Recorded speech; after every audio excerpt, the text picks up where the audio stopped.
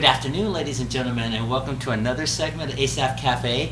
I am your host, Asaph Adonai, and we are in New York. Yep, we are. Fascinating.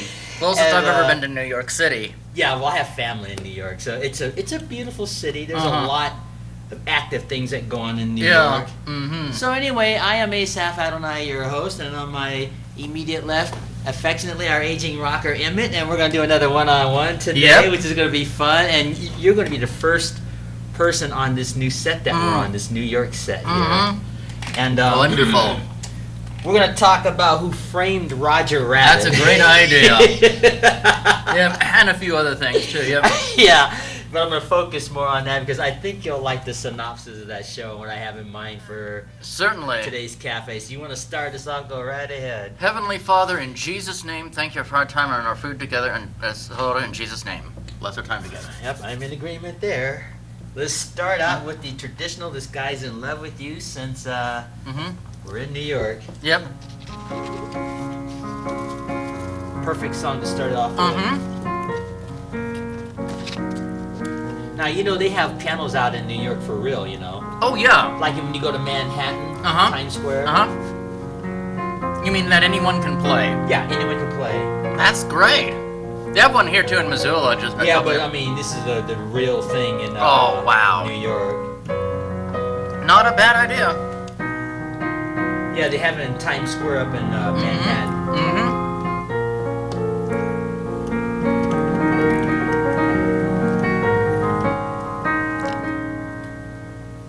I'm going to stop on that note because my finger slipped off the key there a moment ago. And I'll play that song over, but that's the fun thing about this show. Yep. If I make a mistake and my fingers slip off because these keys are kind of greasy at the moment. Oh, my goodness. So let's try that again. Yep. But getting back to New York, yeah, they have pianos out in it's in Times Square in New York. You know where where they have like the apple that drops every year. That's Times Square. Yep. And they have like a bunch of pianos set out there. There's like a bunch of people in New York, and anybody can sit there and play and have fun. And oh, wonderful! It's just such a cool thing. Yeah. Let's do this song again.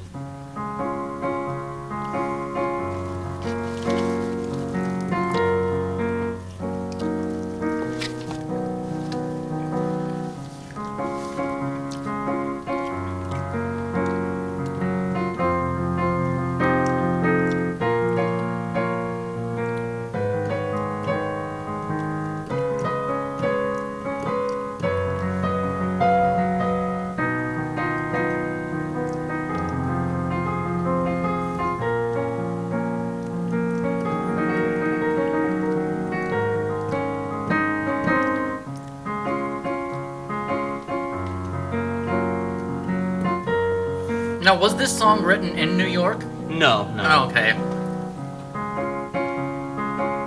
I'm sure they played a lot in New York. Yeah. It's a beautiful song. Well, this is my theme song too, you know.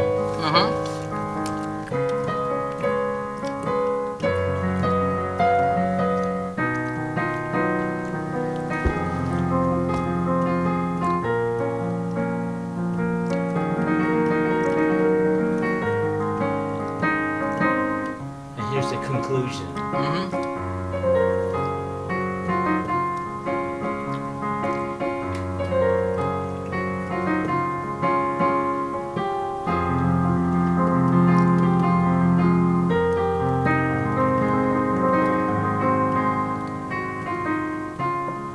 And there's that conclusion. Oh, right wonderful.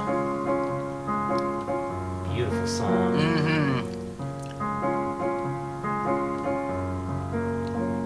There we go.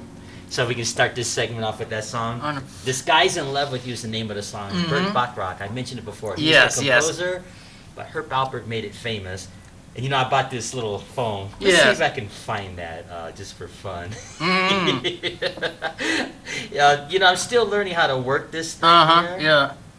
This is called a smartphone, and let's see if it'll do it. What I'm looking for is Herb Alpert. Mm-hmm. Let's see if I can get it to come in. Speaking of Herb Alpert, I was watching him the other day. Mm-hmm. And I'm going to put the name of the song just to make sure the computer knows. Have you listened to any Gordon Lightfoot on that song, on that Not thing? Not yet. I will eventually. This guy's in love with you. Okay, you know, the tricky thing about this is taking your fingers because you have to punch the keyboard on the screen there. Give me a moment. I want to see if I can get it on the air here.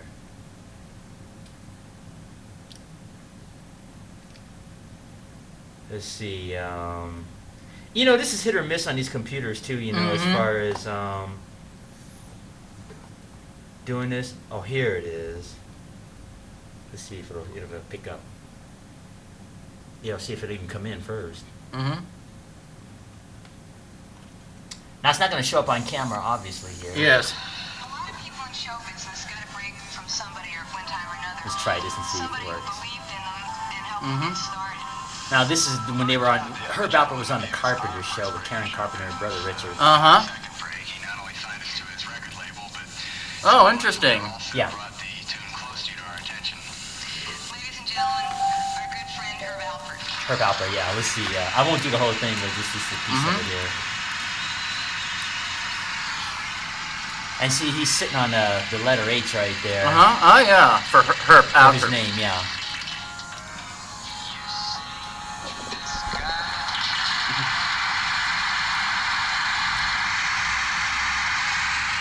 Such a big clap. Mm-hmm.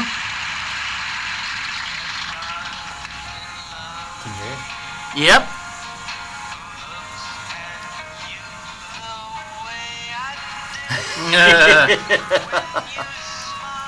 That's really cool. Mm-hmm. So anyway, Bert Bacharach wrote that song. Herb Alpert made it famous. Now I'm going to scoot it up to his trumpet solo, see if they have it on here. Because as you and I know, nobody plays the trumpet like Herb Alpert. Yeah, yeah. Let's see if I can get it going. Okay, let's see if it'll... Can you see that? You won't be able to see it on the regular screen. Yep.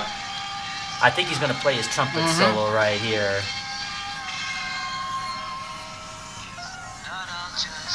Here it comes. I think it's it right here.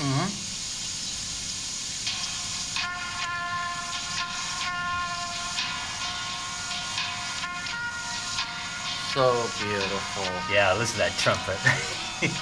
Pure easy listening, folks. That's what we crave on the stations, you know? Oh, yeah, absolutely. Yeah, I can listen to this and wash dishes or do housework, whatever. Yeah, really. For all day, you know? Yeah, so anyway, that's pretty cool. I'll put this back here. Oh, Herb Alpert playing the trumpet. So anyway, I have the piano version of that song. See? Yeah. It just works for me. Yep. I'm wondering, was it just me or a lot of other people talking about the weather yesterday and the day before? It was so blazing hot and humid, I was just sweating. I loved it. I loved the heat. I grew up in the Sacramento Valley, and it was always over 100 degrees in the summer anyway, so you get used to it. Thing is, I used to like the heat as a kid because I was born in Tucson, but I don't like the humidity. The humidity, I can't tolerate it. The heat, I used to, now that I'm getting older, I'm 48, I don't do so well in the heat, and I used to love a dry heat when the humidity was like 5% or 7%. And it was 100 degrees. I loved that because it felt like it could get into my bones. But the humidity just makes me sweat and feel miserable. I feel miserable in humidity. I see, yeah. I had my fan on. Oh, it just, I was sweating. Oh, this isn't normal. This is just horrible. It's doing well for my garden. You know, the garden loves it, but you know. Now this is where he plays his trumpet, but I can't play a trumpet, so. Oh, one nice thing I did exciting yesterday. What's that? I went over to your candy order, and I'm not plugging product, but I did get a new Neil Diamond record, an old one from 1973, live at the Troubadour for just a few cents. So that was cool. It was one of his live albums, you know, live at the Troubadour. Very, you know, excellent versions of his songs. I was so impressed with that record, you know. Yep. Oh yeah, he's great and Love on the Rocks. Yep, yep. You recognize that? Okay. Yes, I do. You can turn that little mic more toward this way here. Hello, Mike. There you go. Thank you. So anyway, how have you been this week?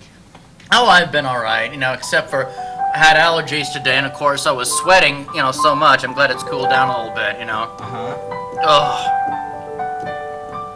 Yeah, the sweat was just too hot. I don't have air conditioning. I just have a fan. Boy, somebody's been playing this piano. It's got grease all over it here. Oh boy, that's awful. Yeah, it's okay. Do we have a cleaner so we could clean this off? Well, don't worry about it now. It's right. no big deal. It's we'll just go on with it. I'll just make do with what I have for now. Yeah. But anyway, I got a piano at home last week, so thanks to Linda Brooks Curtis, our regular here, she's the one who made it possible for me to get that piano.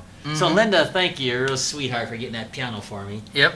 Anyway, I'm thinking of doing a cafe at my home next week. Wonderful. It depends on if Christian can set that up. Yeah, it's in the Lord's will, whatever the Lord wants, Yeah, I know, and I understand that, so it'll be fun. What I'll do is, I have open space in my living room, so we'll set out a big blanket, and I'll tilt the piano over, and we can just do it there, and maybe have like pizza like what you're eating. Yeah. Thanks for that secret ingredient. Certainly, yeah. Speaking of secret ingredient, I was watching Star Trek just last night. Mm-hmm. I got a DVD, and what I do is, when I'm practicing the piano, I'll put a movie on very quietly. And by the time that movie's over, it's like an hour or two, depending on the film. And then you have 2 hours practicing. That's how I practice. Because the way I practice is not the way I perform. So I'm doing just simple things like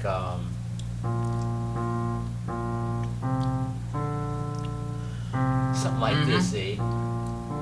And when I'm doing that, I'm actually looking at the physical notes, and I'm reviewing bass clef and treble clef. That won't mean anything to you, but it's just the sheet music, Yeah, I learned just some sheet music, but I was terrible at it. I just couldn't understand. It wasn't like typing A, B, C, D, type it out and know, it's very different. It's a lot more abstract. Well, you have to start out with the basic of the basics when you're learning how to read music. And that's what I was trying to do, but my learning disabilities, I just couldn't get it. Well, it depends on the book, the methods, and how you're taught. Usually, the best way, in my opinion, is to take what's called a whole note. It's just a little circle that they have in lines and spaces, and you just count to 4 and learn how to read that way just by those whole notes counting to 4. It takes time, but I think that's the best way to learn. Yeah. So, but I just feel blessed having that piano. And that's wonderful. This show, and of course our new set. I just love this set here. It's wonderful. Beautiful set here. Yeah. Lady Liberty there on my right. Well, on the screen. Or I should say on my left. I'm sorry. That's all right. The screen. Yeah. But Mance, have you ever been to Arizona or Tucson, where I was born? yeah, I've been to Tucson, Arizona. It's pretty hot. I'm sure you like the weather over there, but it wasn't humid. It's not humid over there. Well, I was married to Jeannie at the time, and she's from Tucson, Arizona. Oh, interesting. And I remember one time before we got married at that time when I went for a walk. She had gone to work that morning, so she left me in charge of her little home that she had at the time. And I went down about a half a block just to get some soda, whatever. And what I noticed at 7 in the morning, it was already 70 degrees in Tucson. Yeah, it does. It broils. So Jeannie turned on the cooling system air that early in conditioner. the morning, right? And then around 9 o'clock, it was like almost 100 degrees in, right? So she was gone, and I decided to go to the store and walk around, and I had this long sleeve shirt on. It was like 1 o'clock in the afternoon. It was so hot there. I thought, it's melting. Yep. It was hot. And I remember thinking, man, did I die and miss heaven? Yeah, I know. I mean, it was hot. It feels like that in Tucson. Oh my goodness! I was like, it was so hot. I had to just stop, halfway between her home and the store, and take a break. Yeah, you do. And I think I went inside another store or something to cool off real quick, or so. If I remember. Yeah, you have to do that kind of thing. Yeah. It was hot. And we're not talking a little hot. Yeah, it was hot. So Tucson is a beautiful city as far as they've got that desert Yeah, they do. kind Yeah. of beauty, like Yeah. cactus. Oh, it's beautiful. Yeah. So it may not be mountainy like Montana, but it's a desert kind of beauty. It is. Yes. If I had to describe Tucson, but It is. Yeah. but it was very hot. Yeah, yeah. That's how I became acclimatized to the heat. But now that I'm older, I can hardly stand the heat. I just don't do well with the heat anymore. You know, it's really bizarre. It's just too much for me. You need air conditioning though, like we need heat in the winter. In the summer or even spring, you need air conditioning in Tucson. Yeah. I assume they have LEAP vouchers for air conditioning. I don't know. You know, I moved away when I was 13, but I assume that there's low-income assistance program for air conditioning because I would without it, imagine so. you know, without air conditioning, I don't know what people did in Tucson without air conditioning back 200 years ago. I don't know. Probably a lot of heat stroke. I'll bet you there's a lot of heat stroke, or they're just acclimatized to it, you know. Oh yeah, probably. I guess. Because I mean, yeah, that can be I dangerous. was so uncomfortable. Yeah, yeah.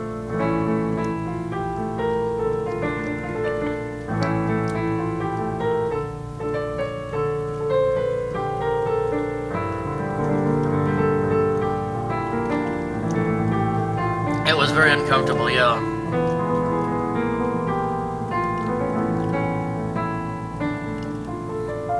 That is called Nature Boy, Nat King Cole.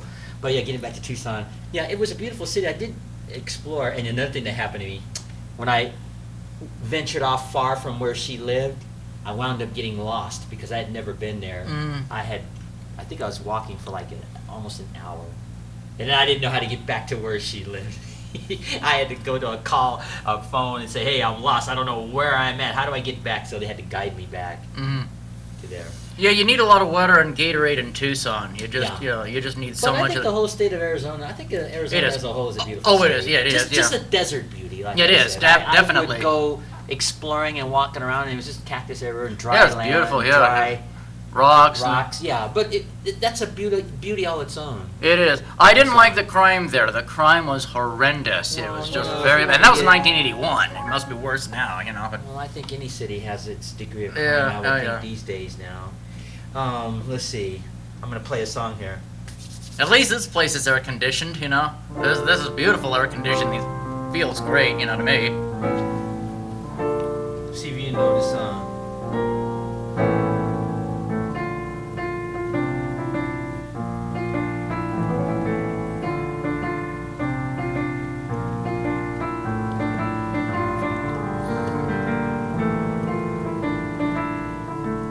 You don't recognize it? Nope. I'll keep playing.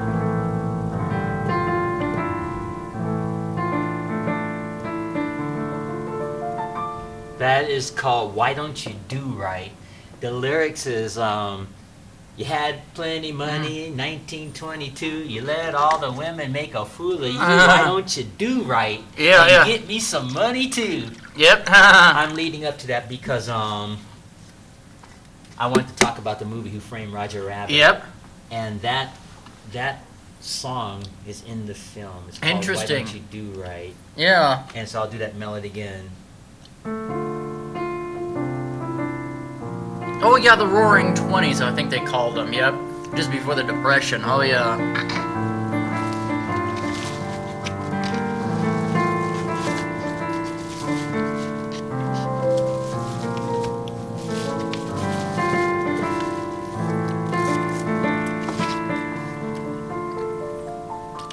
Well, anyway, the person who made that song famous was a singer named Peggy Lee. Mm-hmm. She was a famous big band singer in the 1930s and 40s.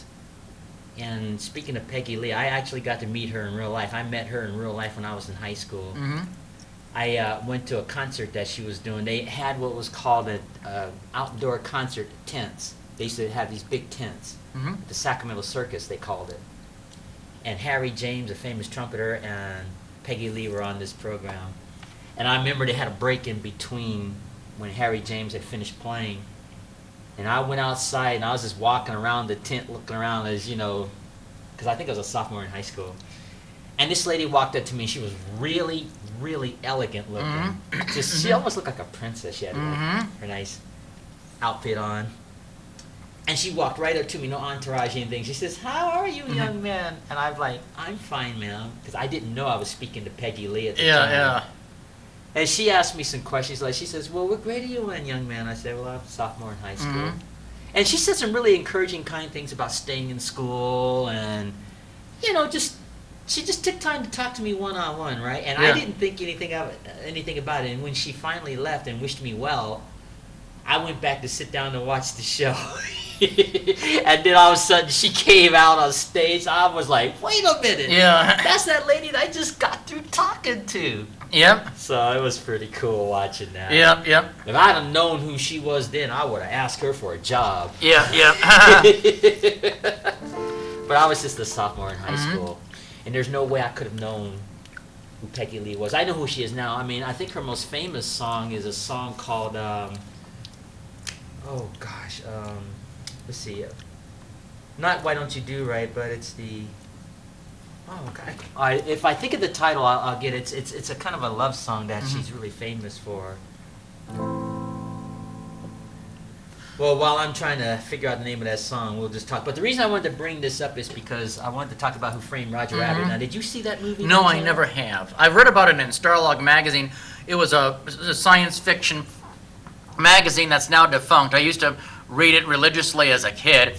It was talked about, science fiction and fantasy and science fiction and conventions and, behind the scenes of the cast of the science fiction movies, the special effects like Star Wars, Battlestar Galactica, how the script was made, and they also, wasn't that movie released 1986 or, 1988, wasn't it 1988? Like that, yeah. So on Starlog, when they still had it, and I was still buying Starlog, they had a big on the cover, Who Framed Roger Rabbit, And that was the closest I ever came to watching it. You're just reading about it. Well, let me tell you the synopsis of the film.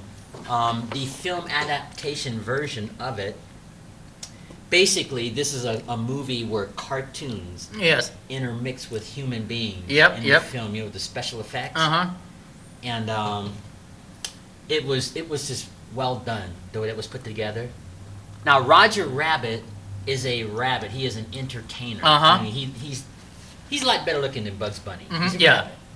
He's married to this really hot wife, this cartoon human named Jessica. And she's like really hot. So what happens is the cartoons live in a town called Toontown. And the humans live, like Los Angeles. Because it's really in Los Angeles. Yeah. And Toontown is just right on the outskirts of Los Angeles in this movie. So anyway, Roger gets framed for murder, Roger Rabbit, because what it is, there's a judge named Doom, spelled D-O-O-M, Judge Doom. He wants to buy Toontown so he can destroy it and kill all the cartoon characters.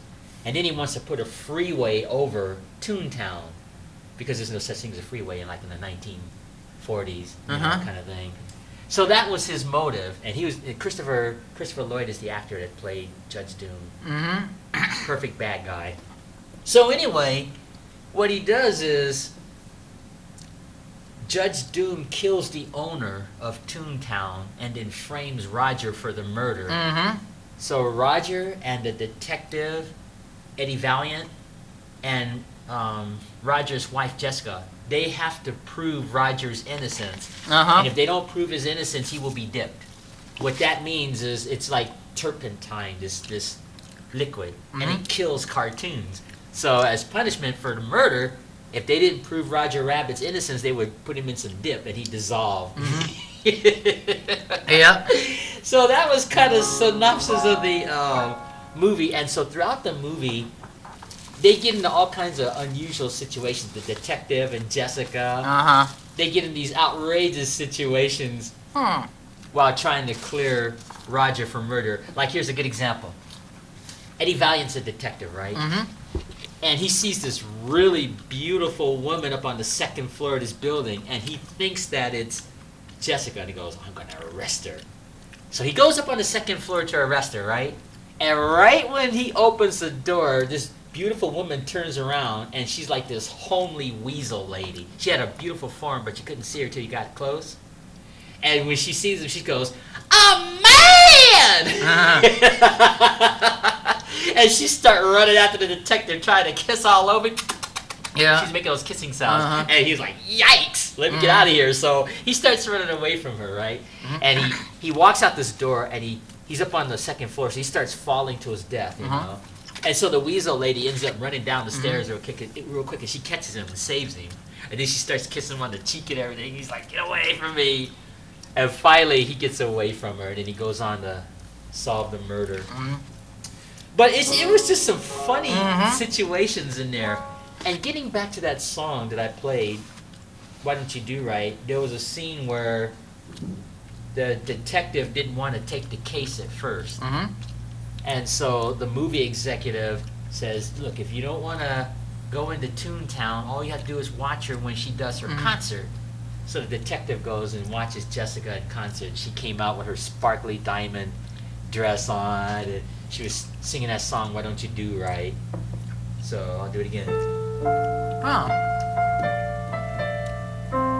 Let me do it again. I'm sorry.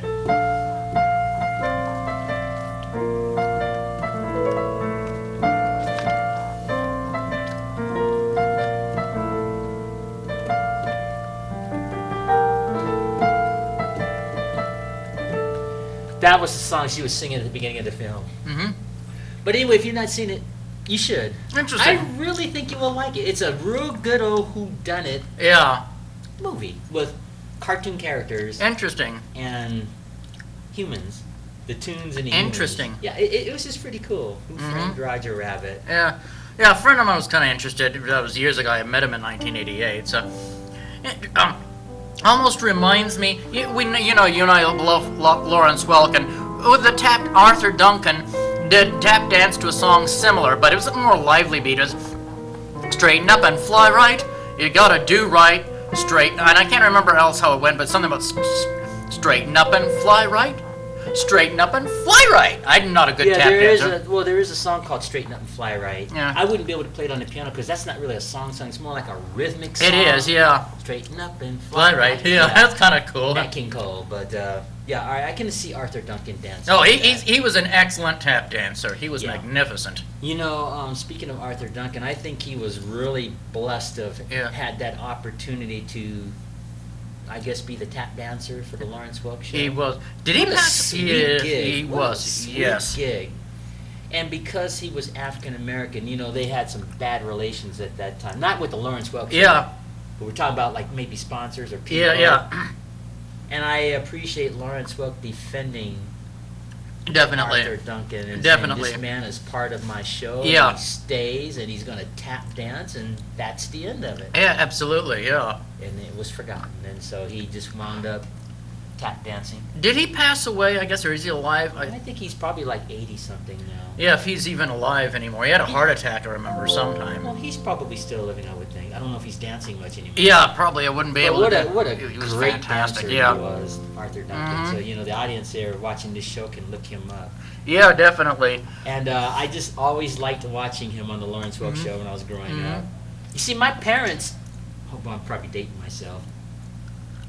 When I was in school, you know, Lawrence Welk came on Sunday nights, and my parents would have the television on, even if they weren't watching the show. They'd have it on, you can hear the music. And my mother would be cooking, and my dad would be doing some work around the house. You could hear the music of Lawrence Welk. I do the same thing. If I want to do housework often, I'm just doing my housework. Lawrence Welk is like I would perfect. just sit in front of the TV sometimes and just kind of look at it, and I didn't understand that show to the degree I do now at the time. But yeah, my parents would always have Lawrence Welk on every. Yeah, it's perfect to do work too. Yeah. My dad'd be working, listening to Lawrence Welk, and so. And he was just so fun. He was just a fun show, fun guy. And now here I am attempting to bring his show back to life. If somebody had told me some 30, 40 years ago that one day you're gonna grow up, Asaph, one day, and you're gonna be the host of the new Lawrence Welk show, I would have said, yeah, right. Yeah. So I'm just blessed to have that show. Yeah. I guess there's one song I didn't like on the Lawrence Welk show. It was kind of odd. It wasn't bad. It wasn't great. Button up your overcoat. I don't know this. It was button up your overcoat, something or another. Good take, good carry yourself. You belong to me. But one of the lines was, "Don't eat meat." I'm a big meat eater. And I think to take care of yourself, for me, it's important to eat meat. I mean, don't eat meat. Meat really helps me a lot. So take good care of yourself. You belong to me, but Not eating meat would kill me. That's a real severe thing. So that's the only thing I cringe every time I hear the line, "Don't eat meat." Ooh. I don't know if I know that song or not. It's been played on the Lawrence Welk show a couple of times, yeah. Okay. Yeah. I mean, it sounds familiar. Was it one where they said one liked, I'm gonna stop there. One liked eating meat and the other liked eating something vegetarian? No, that wasn't it, no. Okay. Well, I guess I don't know that song. Yeah, but I need meat to survive. Speaking of meat, I don't eat a lot of it, but it got to the point where I was eating so less of it that the doctor said, Asaph, you better start eating a little meat to get some iron. Exactly, you have to. Calcium in your body. Yeah. So I had to start eating a little meat. I was borderline on being anemic. Not eating meat. Yeah, absolutely, yeah. Now, I know we got vegetarians and what have you. Mm-hmm. And I have nothing against the vegetarian Same diet. here, yeah. The only problem I have with that diet is you have to eat more frequently to be satisfied. You do. Because with meat, at least, you feel full and Yeah, satisfied exactly. a lot longer. That's the only thing I have about the vegetarian diet. But Yeah, they always claim they have nuts and other things, but Well, it isn't the same. I know, It and I isn't understand processed that. the same as meat, That is correct. And I'm not saying you got to eat no T-bone, because I won't eat a steak, but... Oh, you don't like steaks? No, but I love will steaks. Eat, well, no, I'm not saying it's wrong. Yeah, exactly, yeah. It's just not for me. Mm-hmm. But, I'll eat hamburger, and I do like fish, Mm-hmm. Yeah. and I'll eat tuna, and I eat an occasional hot dog. Oh, yeah. The sausage Mhm. or the Hillshire Mhm. sausage and stuff. Yeah. But as a whole, I try to eat meals without meat at this point in my life if I can help Yeah, it. interesting, huh? Yeah.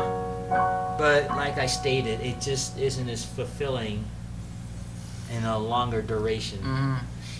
And then there's some people that just steak and potatoes, guys. That's all they ever eat. And Yeah. Their stomach gets all poofed out. They Yeah. can't see their feet. Yeah. I don't want that. That's too so- much meat. Yeah, that's too I don't want that. I don't want to be walking around looking like Santa Claus. Oh. Trip, you might trip, go for a walk and trip, can't even Yeah. see your feet because your stomach is so big. Yeah, blocking yeah. Your view of your feet, so. But everybody's system is different too, so Mhm. I can only speak from my own system. Exactly. And stuff like that. But getting back to Roger Rabbit, what impressed me about that was the special effects Mm-hmm. in the film. Mm-hmm. I'm gonna play the song again. And another thing that impressed me was the storyline and the time setting. 1930s or so. Missed a note there. You know the song? Nope.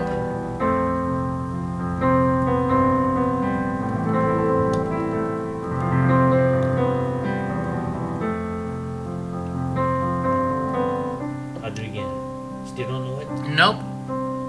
I'll give you a hint. She had red hair. Mm-hmm. She had red, orange, and pink hair at one time when she was a young woman. Nope. Her name is Cindy. Huh.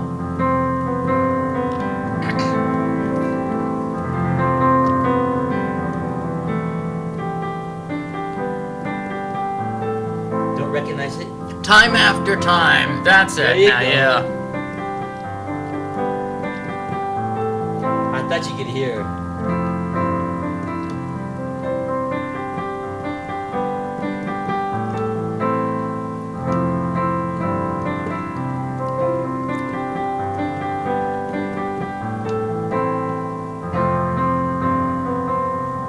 Time after time. Uh-huh. Cyndi Lauper.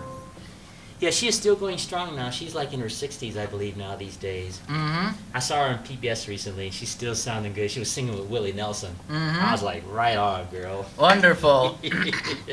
Yeah, them two sounded good together too. Yeah, she is such an attractive woman to me. Mm-hmm. I always thought she was very attractive, especially when she was younger. When I don't know how to explain her hairstyle. I know it was probably a gimmick that worked for her. Mm-hmm. It's like portions of her hair was one color and portion of her hair was another color, and I guess they had professionals get that look, but it worked for her at the time. And of course now she's completely blonde. Uh-huh. Which is she was probably blonde all along. Yeah, she probably will. Yeah, who knows? Yeah. But yeah, Cyndi Lauper. Oh, Want some more or no, no? speak secret ingredient. I'll take some more of that. Cyndi Lauper, yeah, she's just a wonderful singer and Mm-hmm. very attractive woman. Always has been. So I don't don't know if yeah, she'll it's ever interesting. see this show or not. Yes. But you can even let me have one of your napkins. Yeah, go ahead. Yeah, let's see. Napkin. Just Because one if you of- want, what I No, can that's do. okay. I'm fine. Oh, okay. Excuse me. That's all right. I got more napkins in the kitchen. You know, we have this MCAT kitchen. It just doesn't microwave. That's okay. I just wanted to clear my throat. Mhm. But anyway, yeah, she's a wonderful singer, Interesting. good-looking lady, and she's just still going strong. And I think this Time After Time is probably one of her biggest Mhm, hits. mhm. Biggest. Oh, and this other one. Tell me if you know this one here.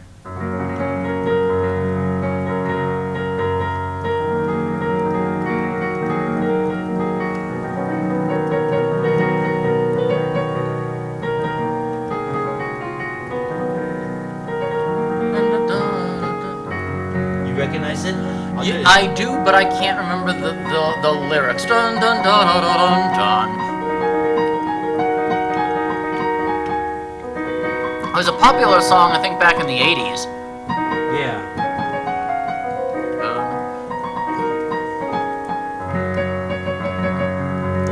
Might have even heard it on the bus ride home from school. I can't remember it. I recognize the melody, but I don't remember the lyrics. Is it good guy or something? Guys always do something. Girls always like something. Guys or something or. Girls Just Want to Have Fun. That's it. That's that was it. by Cyndi Lauper also. Yep. Girls Just Want to Have Fun. That's it. That was such a delightful Uh-huh. song to Huh. me. I thought just a fun song. Girls Just Want to Have Fun.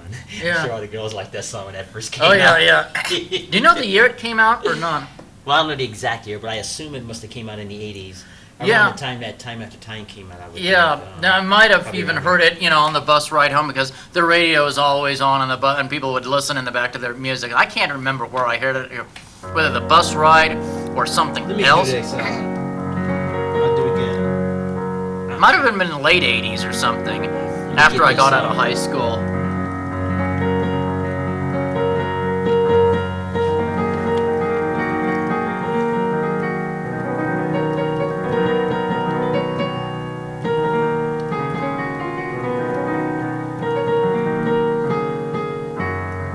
I'll do the second verse.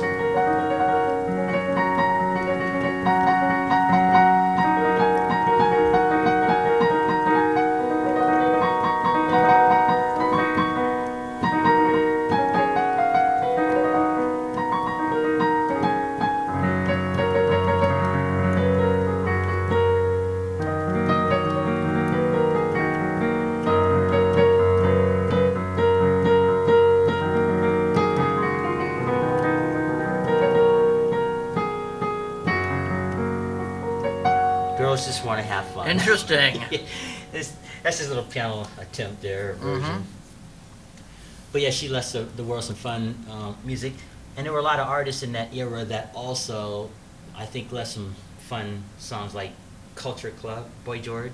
Mm-hmm. Do you remember that group? I've heard of Boy George, never listened to him. Yeah, he did a song called Karma Chameleon, I believe was the name of the song. And then he did a song that called Do You Really Want to Hurt Me? I'll do a piece of it for you. Oh, yeah. See if you can remember this here. Yeah, I remember that song, yep.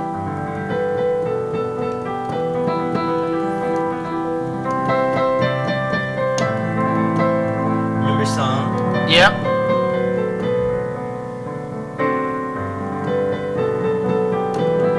Do you really want to hurt me? Yeah, yeah. Yeah, I never got into Boy George,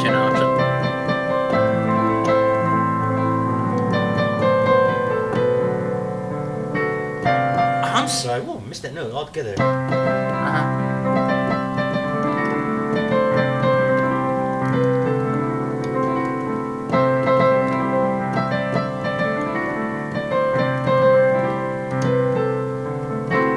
And the conclusion.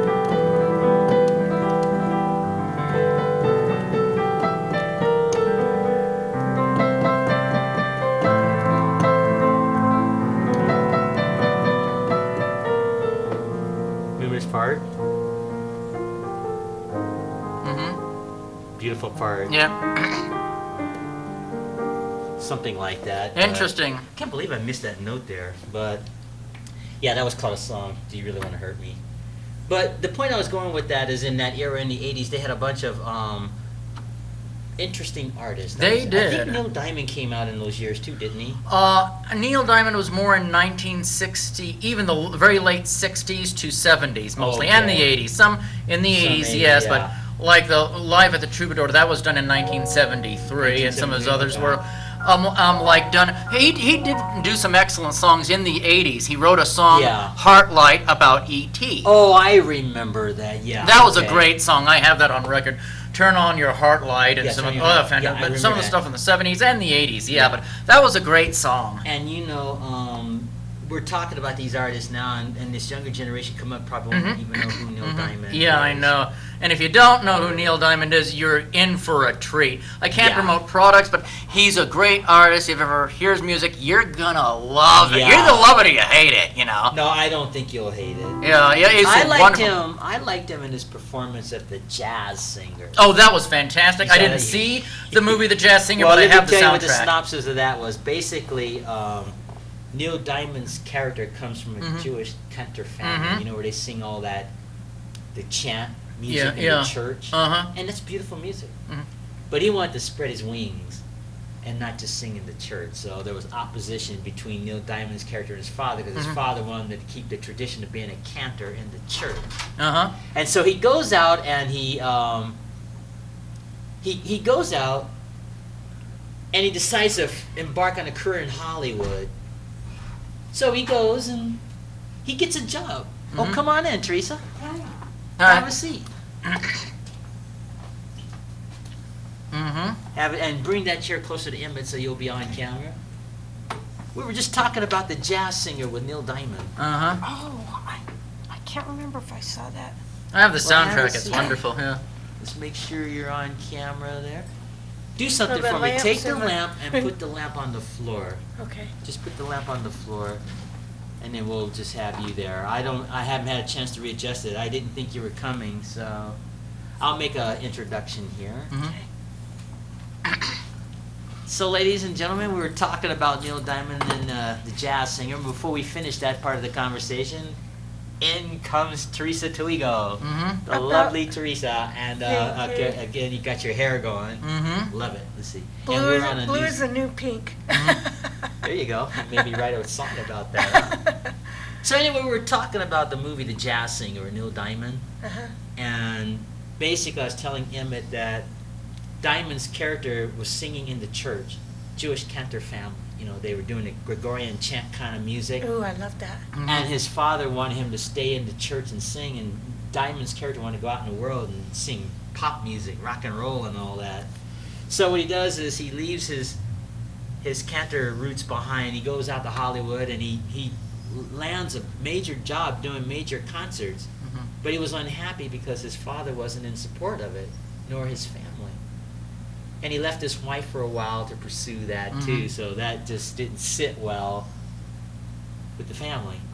And so at the height of his career, when he was doing these major concerts, he walks away from the big lucrative deals. And he goes back to his family to try to fix everything, which he couldn't.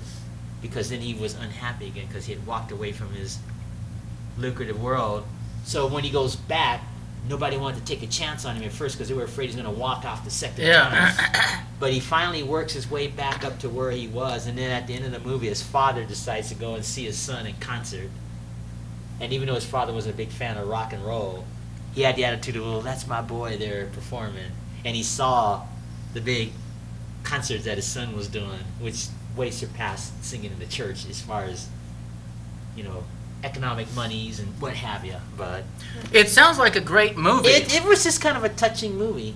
I can identify with that movie too. I went through that too with my own father in a sense. Not in the sense of singing in the church, but when I was first doing my early concerts, like around my early 20s, my father wouldn't go. You know, he just wouldn't go to any of those performances because he wasn't really in support of that at first. Because he's a military man and he wanted me to follow in his footsteps, which I didn't. And so I'm saying that lovingly. And so then every once in a while, my father's friends, they'd have their military uniforms when I would be performing somewhere, and they'd be checking it out. and I think it shocked them because they start liking it, right?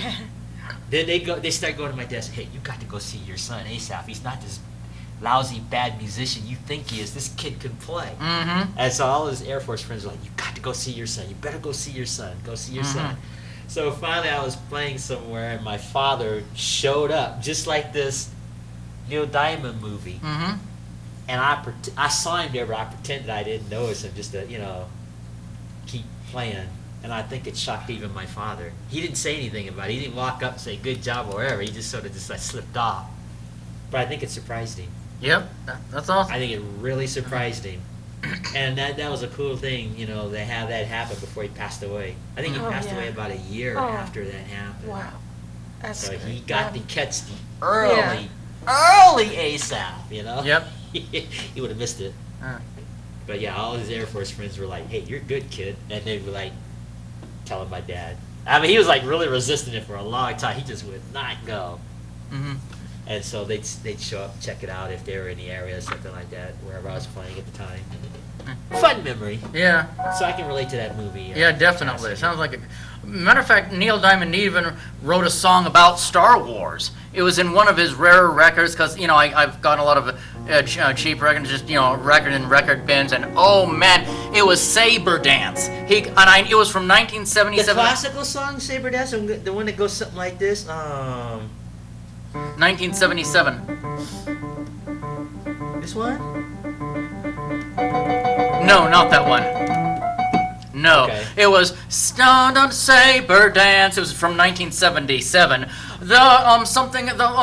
Flashes of light and something sweet romance. Saber Dance. That's Lightsaber Dance. Oh, okay. So it was from 1977. It must have been Lightsaber Dance. It was Saber Dance. The flashes of sweet romance. The flashes and no, it wasn't that one. No. Wasn't that one? Nope.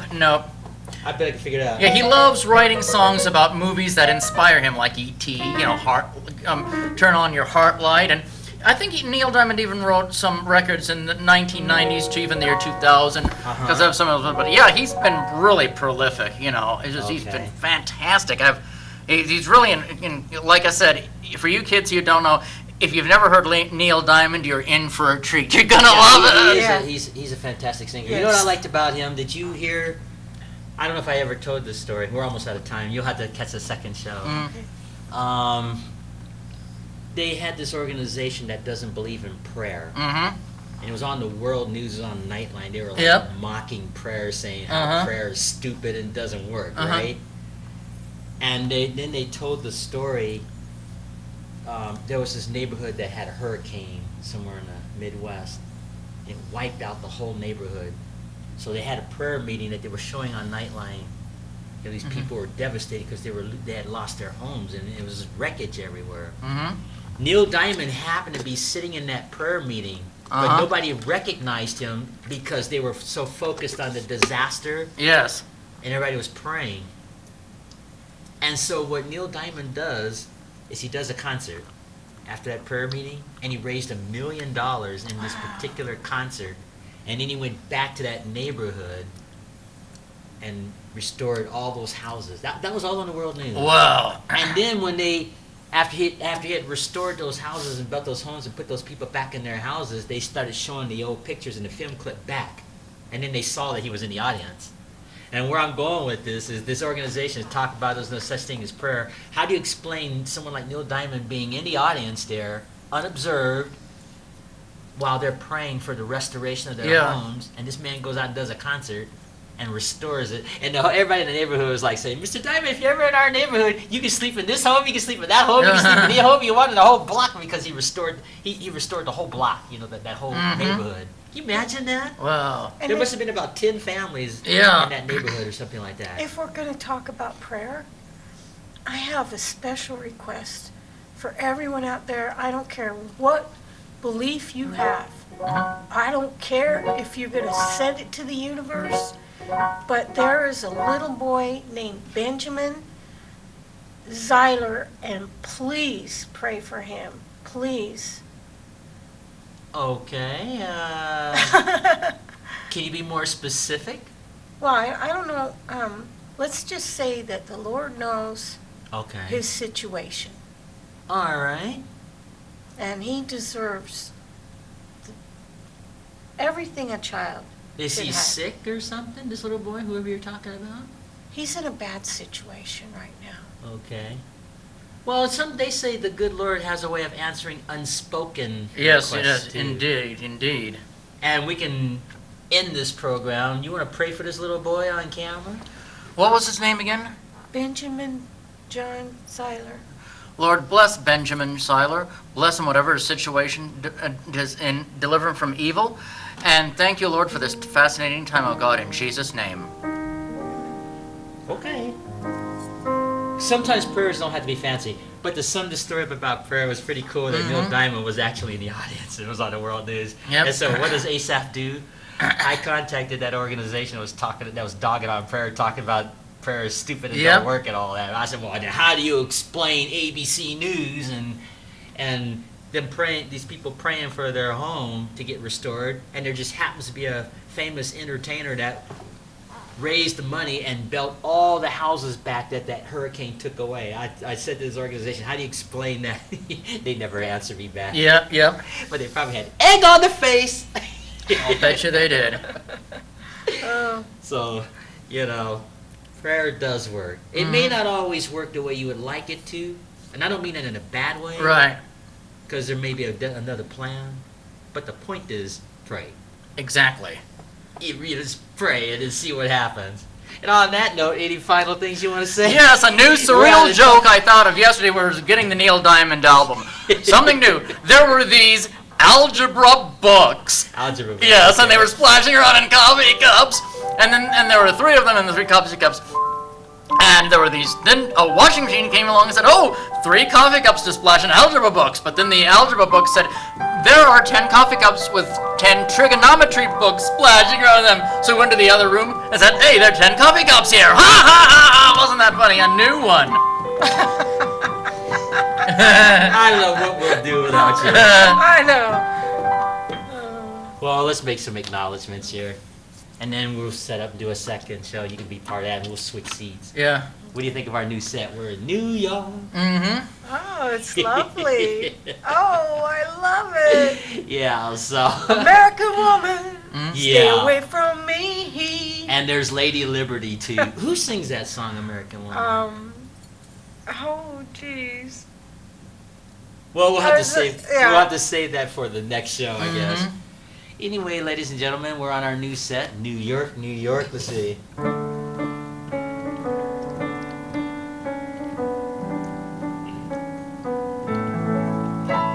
Something like that. I am Asaph Adonai, and on my immediate left, affectionately our aging rocker Emmet, and a lovely Teresa Toigo. And I just love that hair. Thank you. Any final things you want to say before we sign off? Hug a child, hug a dog, hug a cat. Love your neighbor. There you go. That's a good way to end this. So you guys make yourself at home, and we'll shut this down. You guys can chat, and I think we'll just in a few minutes start the second show. Just All get right. it out of the way. By the way, we're gonna do an Asaph Cafe in my home next week. How exciting Yeah, with your new to- piano. Yeah, and I've got a picture of the piano. I'll show it to you after we sign off here. So That's we'll do it at my fantastic. home next Thursday. We should have a party. We are. I'm gonna see if I can order Okay. pizza and stuff, and just I'll set a big old blanket out in that front. We can just sit like what you call Indian style or whatever. Yeah, all right. Yeah. Well, it'll be fun. It'll be so fun. So no chairs or tables or just. Japanese? Take your Japanese shoes style, yeah. off. All right, and- cool, cool. It'll be fun. Fascinating, We'll have fun. fascinating. Yeah. So we're gonna be doing Asaph Cafe in my home next week. So thanks guys for coming, and you're always welcome, even Thank though you. it was like the tail end of Yeah. the show. Oh, at least I got to say what really needed to be said. Well, that's okay. We're gonna do another show soon Okay. too. So anyway, until our next show, ladies and gentlemen, Maranatha.